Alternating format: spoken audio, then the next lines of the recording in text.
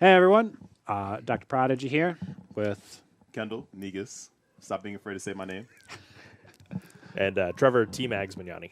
Yep. So me and Kendall, we were two of the three main organizers for Beakon this past weekend.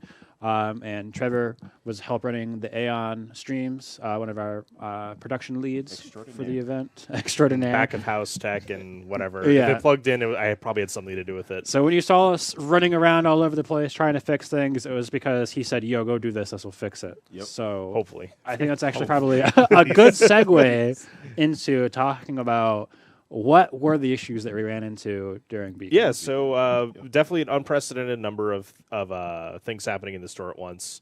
I don't think we've ever tried to run 40 concurrent networked games at once in the store.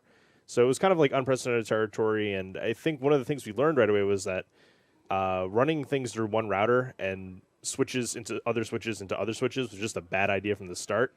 So we kind of dissected it. We did some testing afterwards, and we found that we found a solution that should work, not only for our LAN, but we're going to share this information once it's like fully documented with other organizers, so that way they can help set up their networks in a more efficient manner. All right, so I know you guys are going to go put out like a detailed doc of everything like that, but you want to just like go like a really brief overview of what actually the issue was. Yeah, so basically what was happening is the router wasn't assigning IP addresses and releasing IP addresses, and every time we asked players to hard reset, that was kind of resolving the problem because it was pinging the router with a new hardware address, and things slowly worked that way. But the real solution ended up being just subnetting everything and putting additional routers in play that would take care of the individual pods that were happening. So it was a Nintendo Switch specific issue, really, like some sort of weird interaction. If we were running a Call of Duty tournament, or if we were running like an Xbox tournament, or even a PC tournament, if we were running a StarCraft event with that number of clients, we probably would have run into the issue at some point.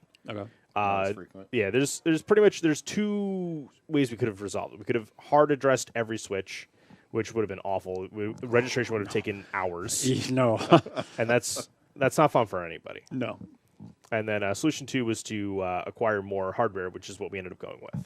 Okay. All right, so that's a nice like kind of brief overview, something that we're definitely aware of for the next time we're running a big major out here at AON Gaming. Going on to that, what is our future plans? Speaking of potential 2-day majors and stuff like that, don't have a date for a 2-day major, but we do have two other things.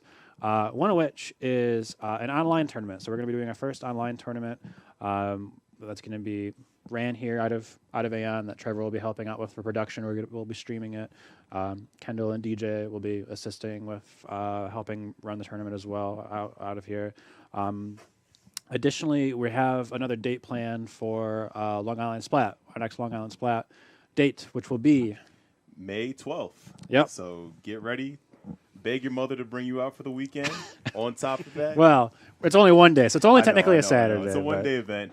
Come out. It's going to be amazing. All Long Island Splats have been amazing. So And they've only been growing. yeah, they've been growing. I mean, after this event, we should see definitely an increase in numbers. So Yep.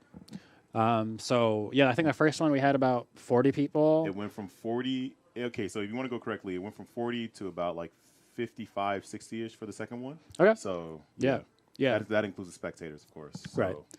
So yeah, if you are really still missing out on that Beakon feel good, because I'm certainly missing it myself. I rewatched that top 4 and I was just like in amazement of everything that went on. I can't wait to hear PK Sparks on the house mic again. That guy did amazing. Yeah. Really, really good job. So yeah, Long Island Splat, May 12th. Come out. It's gonna have a great time. If once again you really want to feel that that Beakon energy, come out here. These are a little bit more laid back than the Beakon events. If you haven't come to one, they're just a 1-day event rather than a 2-day. But that still being said, like we still run a tournament. They're cheaper because it's only a 1-day, and it's more about just like hanging out with people that play Splatoon rather than being like a super top of the line like competitive tournament. It's still competitive, but yeah, no, there still is a tournament, but it's not like SCDX and Saikai, like those guys aren't going to be coming out here looking to for build something like community. that. I don't know who knows. More people just to play the game in general. This is actually even a great place to like find teams, right? Tons of free agents. Yeah. So like, especially like a local team where you guys can get together and like LAN as a team. Really great opportunity. So yeah, that's it. Additionally, we still have stuff up for sale on our online shop, which is at longislandsplat.bigcartel.com. You can find that in our Discord. You can find that on our Twitter as well. We got tote bags, we got drawstring bags, we got shirts, we got sweaters, we got phone cases. And we'll have now. we'll have the link in the description down below as well. Yep. And so we have both Beakon gear, although we're going to be phasing some of that stuff out, and we're also going to have some Long Island Splat gear. So I love all of it. It all looks really amazing. Looks, so. I mean, I have to stop myself from just dumping my paycheck in there. 'Cause I love that. which one? Yeah, which one? Which one? What? Which one do you want to get? Which one? Oh, wanna get, I man? want to get it all. You want to get it all? Yeah, I want a drawstring bag. I like the fact that we can do the t-shirts. drawstring bag and we can do like the customized like gamer tag. So you can have your name That's on really your cool. bag and everything like that. So that's really cool. But we've been making sure we've been listening to a lot of feedback in terms of what the What community stuff wants. people want. I do know that some of the next things we're probably going to be working on is like beanies and snapbacks. Oh yeah, Get some- snapbacks was a big one. Get some snapbacks. a I lot would of love people it if there really was want. like a customized like Switch case you guys can get. That would be awesome. That would be like the that'd holy be- grail. Yeah. Yeah. That's in the future. We'll Yeah. get to there. Well, what's that whole like praise the sun type of thing? something like that. Yeah. That'd be awesome. Yeah. But besides that, like, I just wanted to say, like, shout out to Endgame for helping us with everything production-wise for the mainstream. It looked amazing. The face cams were, like I said this on Ink TV, they were absolutely amazing. Like, just seeing the players. I can't believe we pulled it off. in all honesty.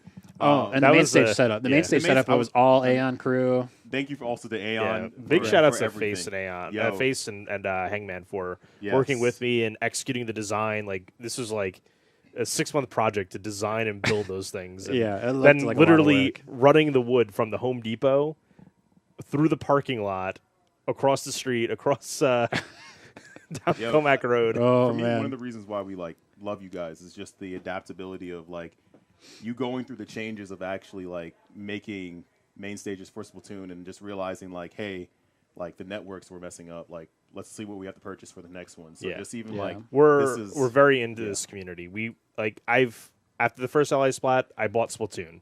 I didn't get to play Splatoon at all. Yeah. Now I'm finally playing it. I'm actually playing online now and That's starting good. to rank up. I really love this community, though. They're a bunch of great people, and I want to do what I can to support them. That reminds me that actually the one thing that we did kind of miss was internet issues outside of just networking issues, but the internet Yeah. issues. So I talked a little bit about it on Ink Radio earlier this week, but basically the issue was the internet service provider was kind of throttling the venue, right? Yeah. And so it was like part of the reason why some of the streams had issues at periods of time was because the internet provider was throttling the venue for like literally 30 minutes on the dot.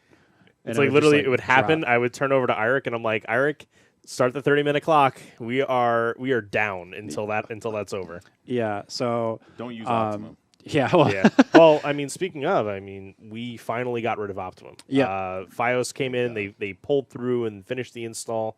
They had to run a line from across the street to get really? get it into our building, but they did it. Wow. Okay, that makes more sense then. Because I was going to say, like, one of the reasons why that wasn't addressed before the event was They were going to try to string it through the building because one of our tenants next door or something has it already. okay. And they couldn't get that fiber line over, so they finally pulled it off. And Gotcha. I came in on Thursday and I saw some new fancy zip ties on my audio network, and I'm like, what could those be for? And Face comes over and is like, oh yeah, they installed Fios today. I'm like, oh great. Like, oh, they installed it all in the rack already. Oh, and they cable managed it too. Hope we like where that rack is. We can't move it. right.